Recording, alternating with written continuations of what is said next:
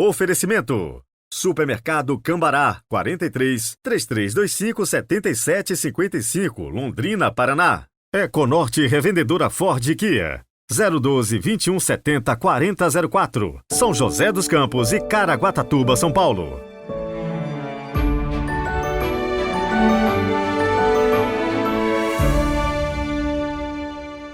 Bom dia, sejam muito bem-vindos ao nosso podcast desta terça-feira, 7 de novembro de 2023. Boas-vindas a você também que está chegando agora, está nos ouvindo pela primeira vez. Prazer, eu sou o Padre Heriberto, moro em Londrina, no Paraná. Se possível, se apresente aí nos comentários para a gente ir se conhecendo, tá ok? Abramos o nosso coração e rezemos juntos.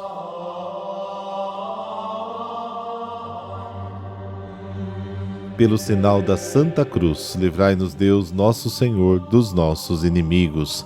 Deus Todo-Poderoso, Autor da bondade e beleza das criaturas, concedei que em vosso nome iniciemos alegres este dia e que o vivamos no amor generoso e serviçal a vós e a nossos irmãos e irmãs. Amém.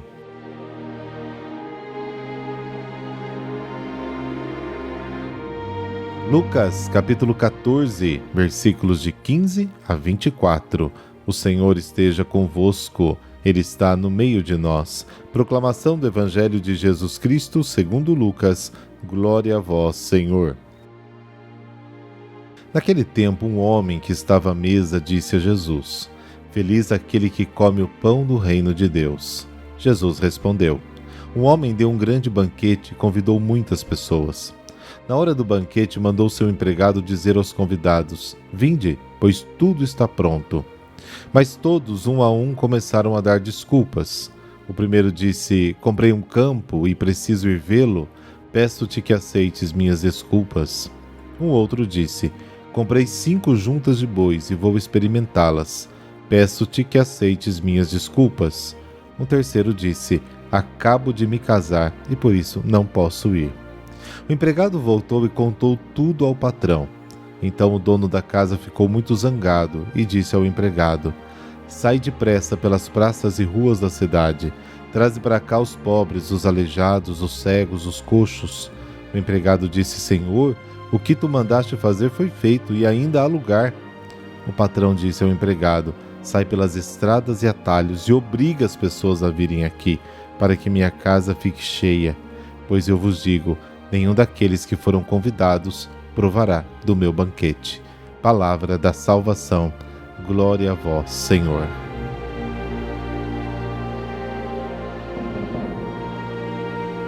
Caro ouvinte, eu confesso que, quando estava lendo o Evangelho de hoje, eu me lembrei de muitas desculpas que nós damos a Deus quando somos chamados para um serviço na igreja.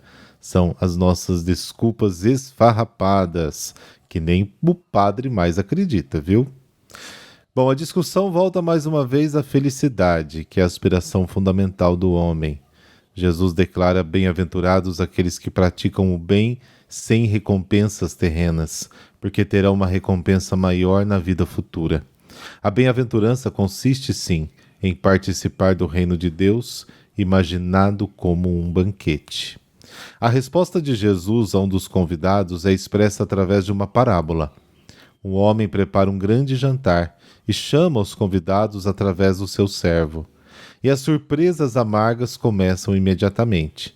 Os convidados não aceitam o convite por motivos banais. Nesta passagem do Evangelho é dito porque Deus escolhe os últimos, porque os primeiros recusam. Aqui são expostas as causas da recusa: posse, comércio e prazer. Este homem que organiza o jantar e chama todos a participar é o Senhor, que quer que todos os homens sejam salvos. 1 Timóteo capítulo 2. Na Bíblia, a ceia é uma imagem recorrente da salvação que Deus oferece a todos os povos. Isaías 25, Provérbios 9. O servo, nomeado 5 vezes, é Jesus, que se tornou servo por amor ao Pai e aos seus irmãos. A hora do jantar é a vinda de Jesus, que coincide com o banquete de casamento, como está no capítulo 5 de Lucas, prometido inclusive pelo Antigo Testamento. A recusa dos convidados é total, mas todos, praticamente numa só voz, começaram a pedir desculpas. O primeiro motivo de recusa é a posse, a acumulação de bens. Todos vão em direção ao objeto do seu desejo. Todos são fatalmente atraídos pelo seu tesouro. E Jesus ensina: onde estiver o seu tesouro, aí estará também o seu coração. Lucas 12. E ainda, a semente que caiu entre os espinhos são aqueles que, depois de ouvirem, se deixam dominar pelas preocupações, riquezas, prazeres da vida e não atingem a maturidade, como está em referência ao Lucas capítulo 8. O acumulador está fatalmente alienado nas coisas que possui. A segunda razão para a recusa é o comércio. O seu motivo não é a troca de bens necessários, mas aquele extra, o mais-valia, que constitui o lucro, a alma do comércio. A coisa comprada ou vendida não tem interesse em si mesma, mas apenas como oportunidade de lucro. Até as coisas mais inúteis, mais prejudiciais e mais desonestas são vendidas. Homens, mulheres e crianças são vendidos. Cristo é vendido? Lucas capítulo 22. O comerciante desta parábola sabe avaliar os seus interesses materiais, mas não os seus interesses espirituais e eternos. Ele é um péssimo comerciante. O terceiro motivo de recusa é a esposa. No versículo 26 deste mesmo capítulo, nós lemos o seguinte: se alguém vem a mim e não odeia seu pai, sua mãe, sua mulher, seus filhos, seus irmãos, suas irmãs e até a própria vida, não pode ser meu discípulo. Claro que entendido aqui odiar como colocar em segundo plano, né? O cônjuge não deve ser um impedimento para responder ao convite do pai. Quando o cônjuge se torna um prazer de vida, ele sufoca a palavra de Deus no coração. Deve apoiar, deve estar junto, mesmo que não tenha os mesmos dons, mas deve estar ali, apoiando, de qualquer forma indo junto. Enquanto os outros acima mencionados pedem desculpas recusando o convite, este último não se sente nenhuma necessidade.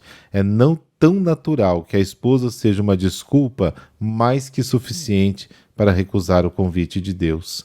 Porque, em última análise, a posse, o comércio e a esposa são mais importantes que Deus. 2 grupos de pessoas são trazidos para o jantar e ocupam o lugar dos que foram convidados primeiro e recusaram. São precisamente estes que a doutrina farisaica excluía do reino de Deus: os pobres, coxos, aleijados e cegos, e os pagãos. A opinião de Jesus é completamente diferente. É precisamente aos pobres e aos pagãos que ele abre o caminho que conduz à ceia do reino de Deus. Jesus encontra neles as condições que proclamou fundamentais para aí ser admitido. Jesus nos ensina que todos aqueles que acreditam ser salvos pelos seus próprios meios e pelas suas observâncias, todos os fariseus de todos os tempos, permanecerão fora da sala da ceia do Pai, até que se coloquem entre os últimos e os excluídos.